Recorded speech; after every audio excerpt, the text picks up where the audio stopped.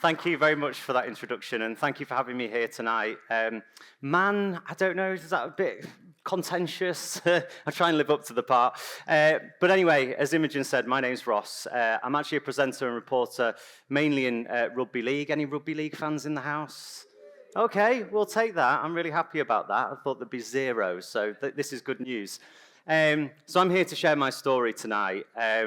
And actually, when I was asked to do this, it felt like a bit of a daunting prospect, and I am quite nervous, to be honest, so bear with me. But I thought it was really important because when I was first diagnosed, it's other people's stories that really helped me get through that time. So I thought it was important to come here today and share my story too. So I'm going to start my story at a moment that I'll never forget. It was mid-July on a Saturday morning, but the rain was lashing down.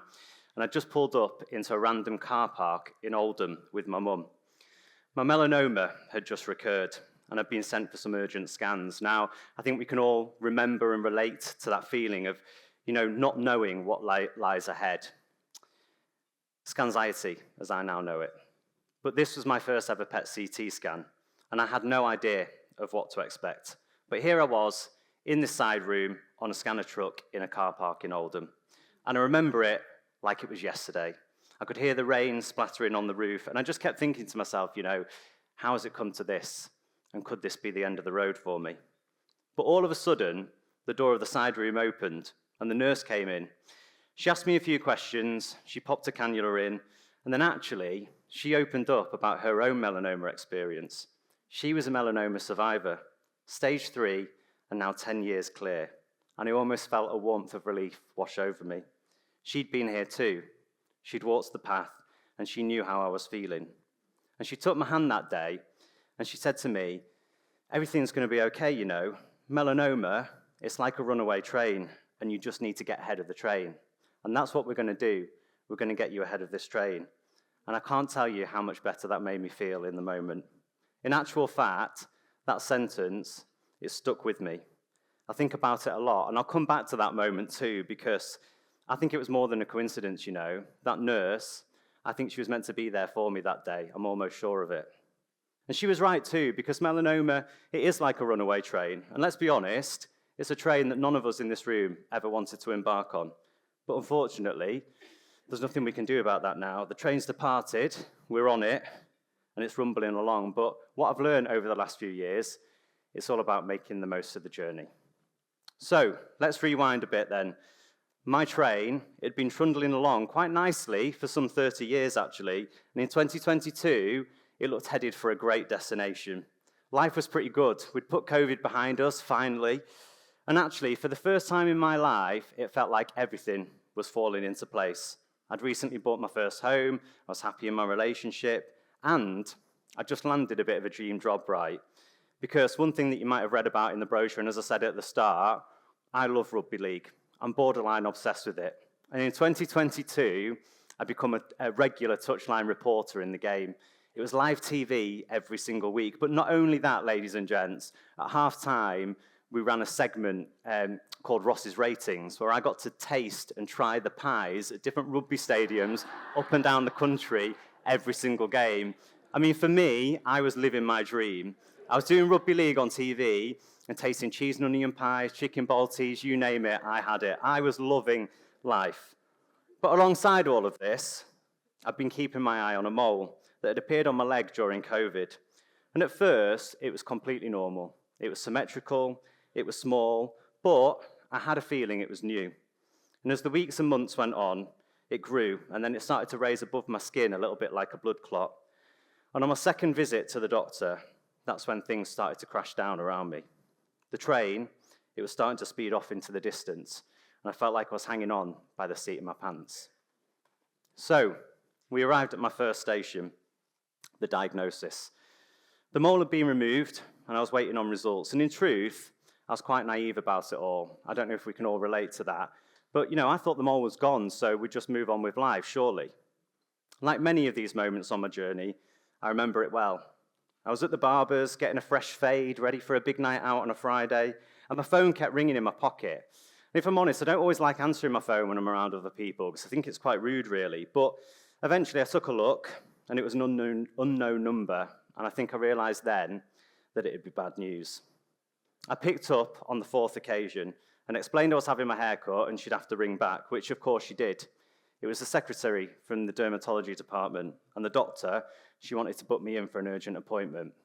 But there was two reasons, right, why I wasn't having any of this. Number one, I don't really like waiting, to be honest. And it's crippling waiting for results, isn't it? And I didn't want to have to wait to learn what my fate was going to be. I wanted the doctor to sort of tell me there and then. And number two, life was far too busy for an appointment. I was working away all the next week. I was interviewing sports stars for the BBC, and I didn't want to miss out on that opportunity. So I pushed back, and I got my own way. And the doctor called me back. Yeah, I tend to get my own way, which is a good thing, right? So the doctor called me back and gave me my diagnosis over the phone.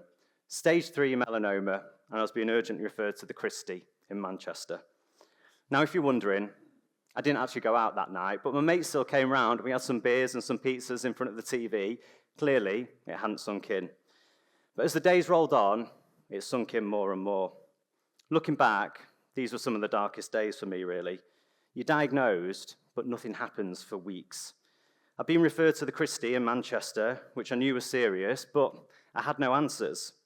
There'd also been some mixed messages too, right? Because the doctor had initially said stage 3, but then a follow-up call with a nurse had said stage 2. So, what was it? Had it spread? How bad was it? And in truth, I didn't know, was I going to die? I had no idea. And at the same time, there was also this feeling of guilt, which maybe many of you can relate to too, because potentially I felt like this was my fault. I have been so careless in the sun my whole life, really, and ignorantly, I thought nothing would ever happen to me. And the guilt still lives with me, to be honest, and I'm trying to get over that and realize that it's not entirely my fault, but maybe I should have worn sun cream more often, and I shouldn't have dabbled in the odd sunbed and things like that. But all the while, I was just supposed to crack on with life. I was traveling the country, interviewing sports stars, but I just couldn't take my mind off it.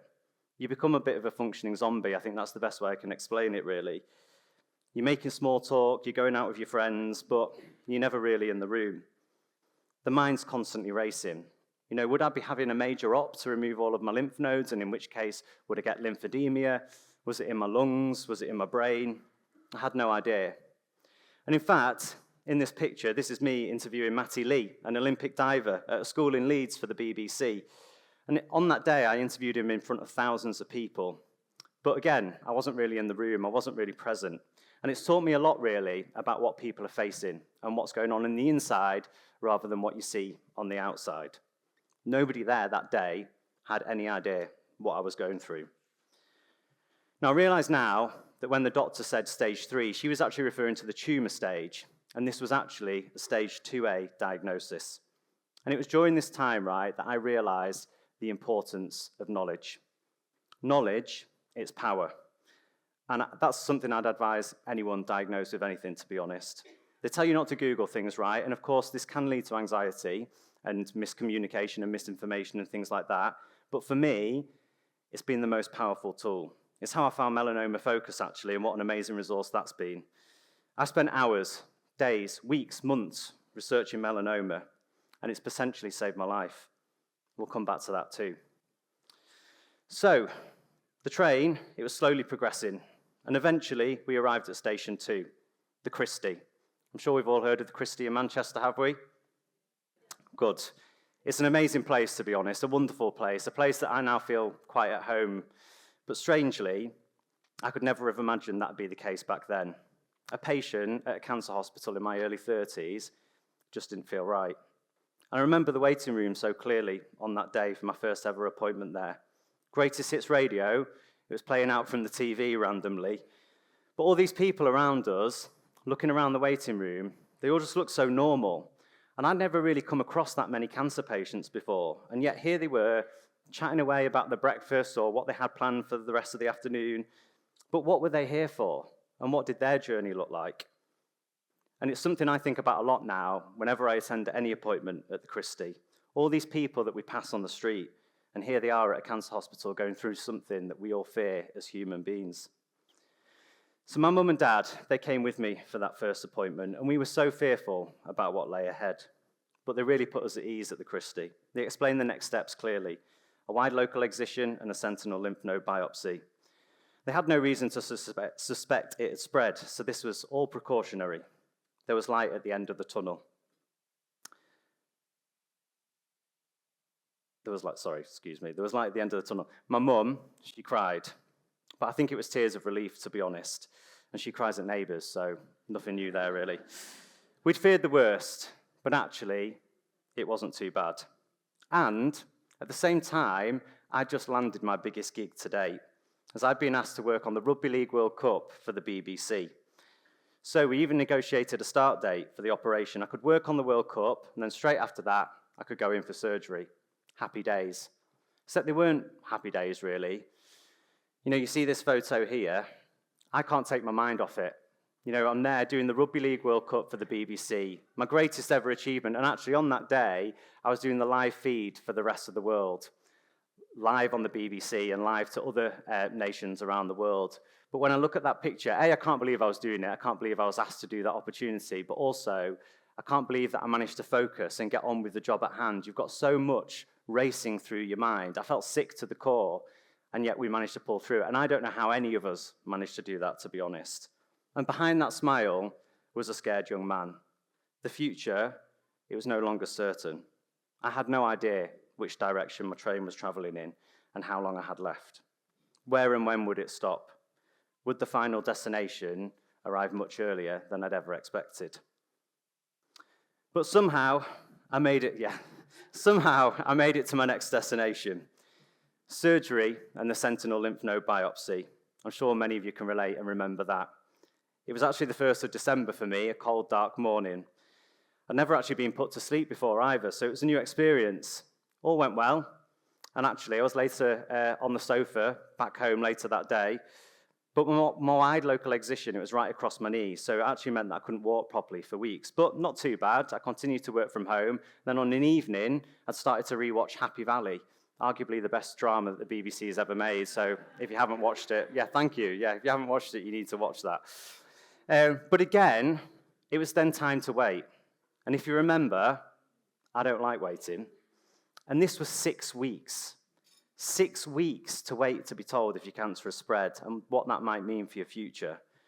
Looking back, I don't know how I did that or how anyone does that. For so many of you in this room, I'm sure you've been through the same thing, and I just don't know how we do it. It's agonizing. It's the first thing that you think about when you wake up in the morning and the last thing that you think about when you go to sleep. But Christmas, it was fast approaching, a time to be jolly and merry. I was going to parties and gatherings, putting on a brave face, but my world, it completely stopped. It was officially on pause, but yet everyone else was living theirs. It felt quite surreal, and needless to say, it was quite a lonely time. You know, until you've been through that process, I don't think anyone can truly understand.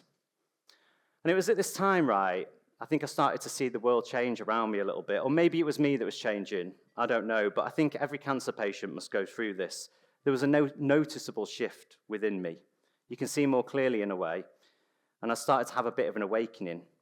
You start to prioritize yourself more, or at least I did, and I became impatient, sort of listening to tedious stresses from friends or colleagues, or even worse, I'd find it so strange when people didn't ask how I was feeling. Like here we were talking about mundane things like the weather or the news, but you didn't think to ask, you know, what was going on and how do you feel right now? It consumes you, and yet nobody can help. But I made it through Christmas, and I travelled back to Manchester from Leeds. My love-hate relationship with the M62. If you know, you know, but I'd need another speech for that. But there it was, when I opened the front door.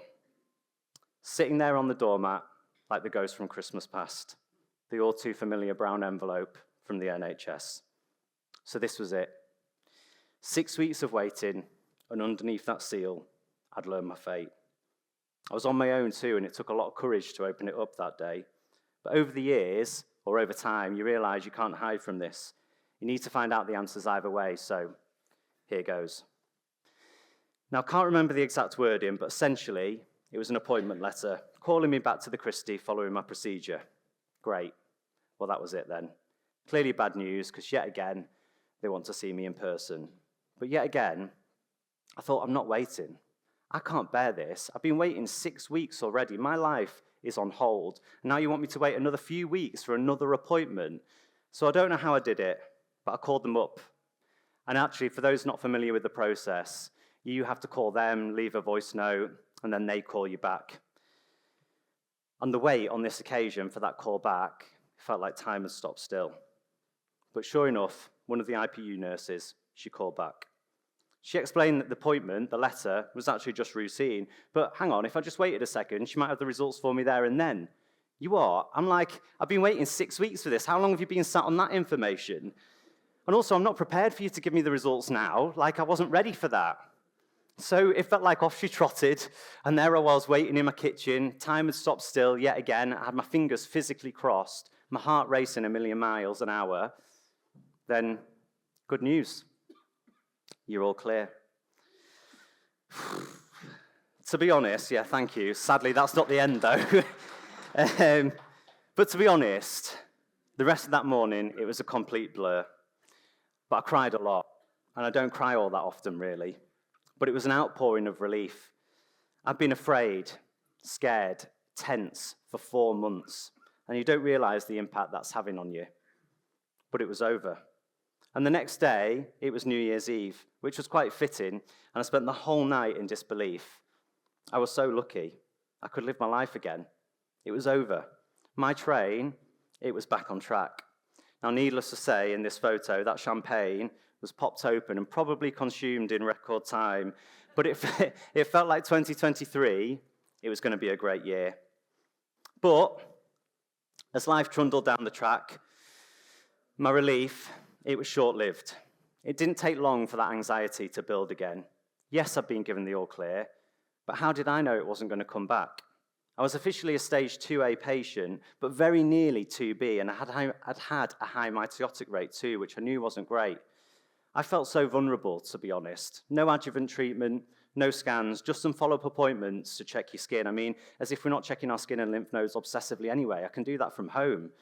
And actually, at my next follow-up appointment, I really fought my case. Again, knowledge, it's power. And I knew from research that stage 2B would have been a slightly different ballgame in terms of treatment and possibly scans. And I was 0.3 millimeters off that. I felt like a sitting duck with no protection, no reassurance. And whilst the doctor, he wasn't prepared to move the goalpost for me on that occasion, he did offer an ultrasound on my lymph nodes, possibly just to shut me up. But I couldn't shake this fear of it coming back, you know. And where would it come back? When would it come back? But an amazing opportunity had come up, ladies and gents. The Eurovision Song Contest, it was back in the UK after 25 years. Thank you very much. And I had an amazing opportunity to work on it. And what a brilliant time of my life, actually. I was at the arena every day for a month, working behind the scenes, mainly looking after the interval acts. But I was in rehearsals, I was there for the final. Sweden won, the UK lost, nothing changed there. But there was this incredible buzz in Liverpool, and spring had officially sprung. It was a real career highlight for me, but I just couldn't shake this feeling that I wasn't out of the woods. And weirdly, when I look at that photo, again, all smiles and stuff like that, but I can almost see it in my eyes. I just had this gut feeling that it wasn't over for me. And sure enough, 2 days after finishing up on the concert, I was booked in for my promised ultrasound by the doctor, and weirdly, the morning of that appointment, I was feeling around at my knee at the scar site, and there it was, what felt like a small pea-sized lump deep in my tissue, and I knew immediately it was a recurrence.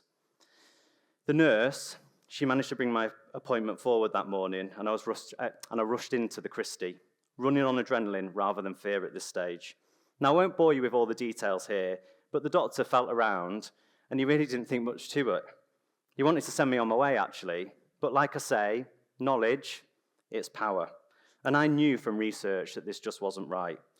And it was my research here that potentially saved my life. I had a gut feeling, and I wasn't prepared to take any chances. So eventually, he agreed to ultrasound my knee, along with my lymph nodes, as he'd promised. But the ultrasound, it showed nothing. Relief again, perhaps, but it just didn't feel right. But the doctor was satisfied that all was well. But perhaps, judging by my worry, he did offer a choice. We either watch and wait, his preference, or surgery to remove if I wished. But I would have to wait another 4 weeks for that. It didn't take me long to make a decision. I wanted it gone.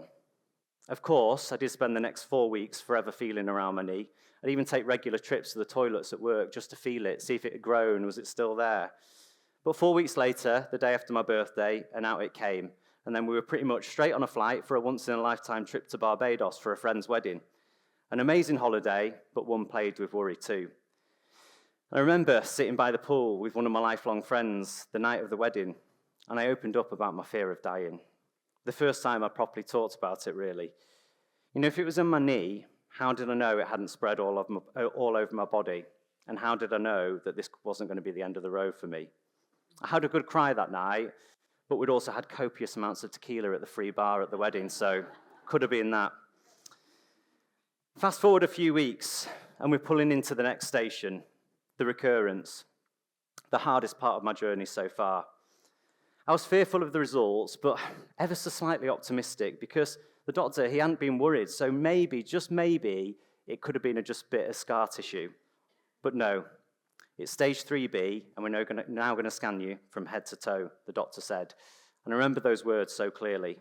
And I remember asking, is this something I'm going to have to live with for the rest of my life?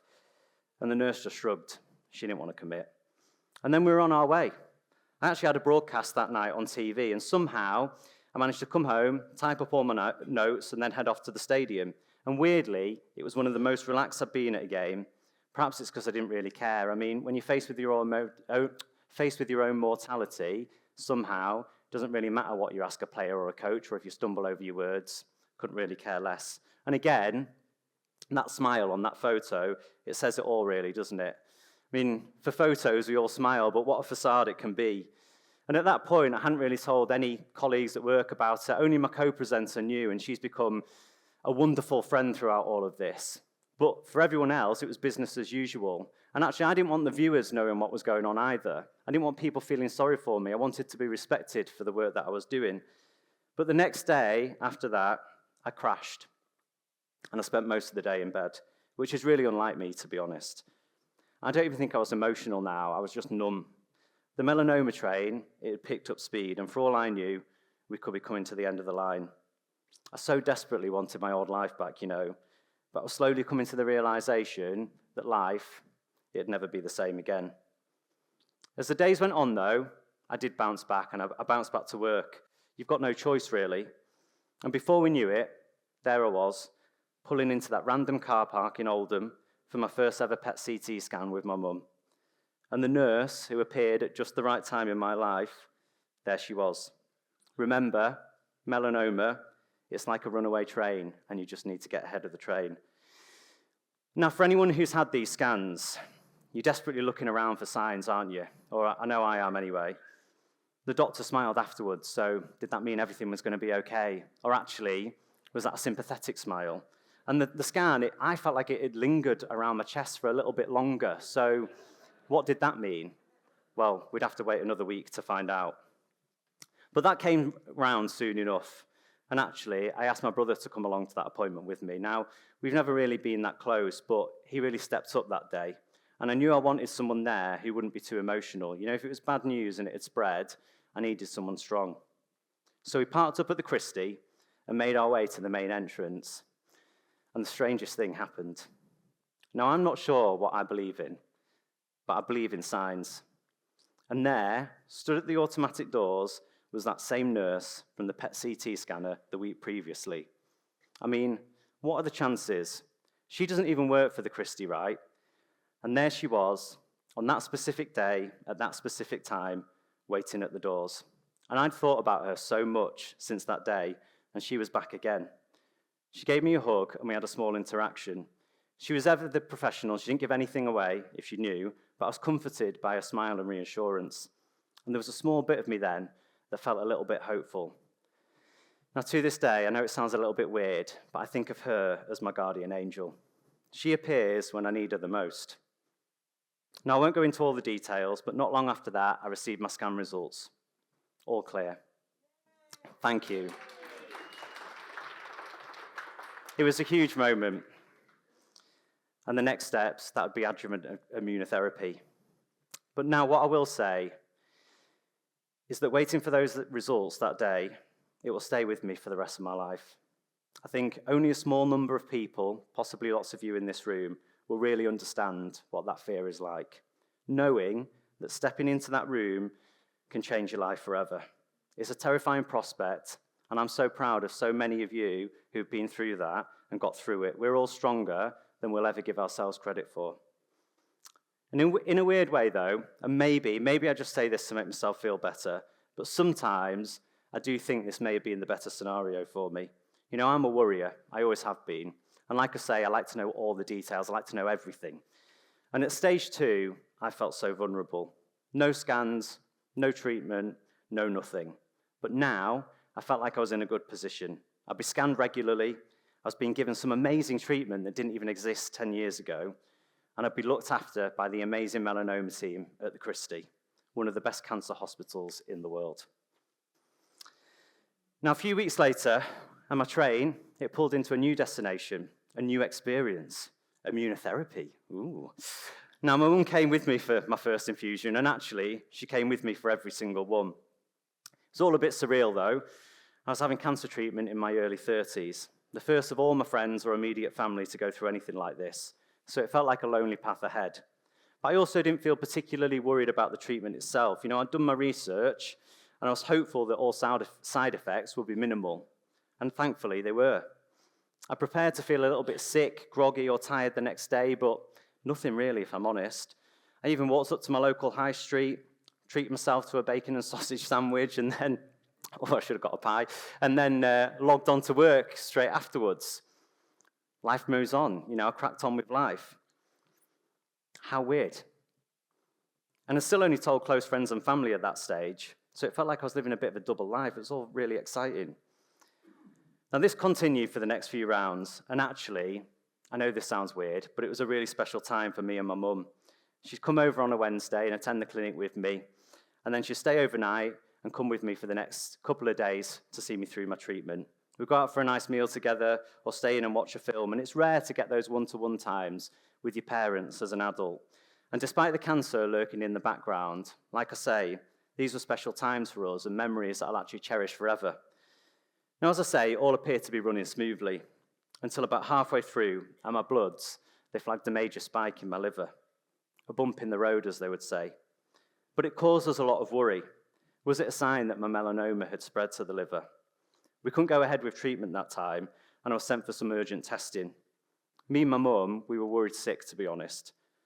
But weirdly, a couple of days later, the levels, they seemed to drop. And actually, I was booked in for my next routine PET scan the following day too. But as I say, it was a worrying time, and I was really anxious that the scan might flag something sinister, particularly within my liver. But as I walked onto the scanner truck that day, there she was again. I know, my guardian angel, and it was so great to see her. And again, I felt reassured that everything was going to be okay. Now, she's appeared at every moment that I've needed her the most, and weirdly, haven't needed her or seen her since that day. So, after that, every round of treatment ran smoothly. And after 9 rounds, I rang the bell. An emotional moment for me and my mum. Ring this bell 3 times well. It's told to clearly say, my treatment's done. This course is run, and I'm on my way. And I was on my way. I was getting ahead of the train. So, it's been just over 18 months since that moment, and I'm creeping up to 3 years, all clear too. These are huge milestones, and I'm really hopeful about my future. It's been quite a journey, and I've learned a lot about myself and life over the last few years. I tend not to worry about the bigger picture anymore. You know, I used to worry about what my life looked like in 10 or 20 years' time, but now, just don't really care. I live in the moment, and I enjoy the here and now. And it's weird, because I have no idea which direction my train's going in, or when the journey might end for me. But in truth, I never really knew anyway. None of us do. You know, in fact, one thing is for certain, our trains, they'll always reach that final destination. That's life. But a lot of us in this room, we've been blessed with a different perspective. We're awake to the world, and we take joy in the everyday. So do I wish this had never happened to me? Of course I do. But do I resent the reset or the change in direction. Not at all. I've learned from it.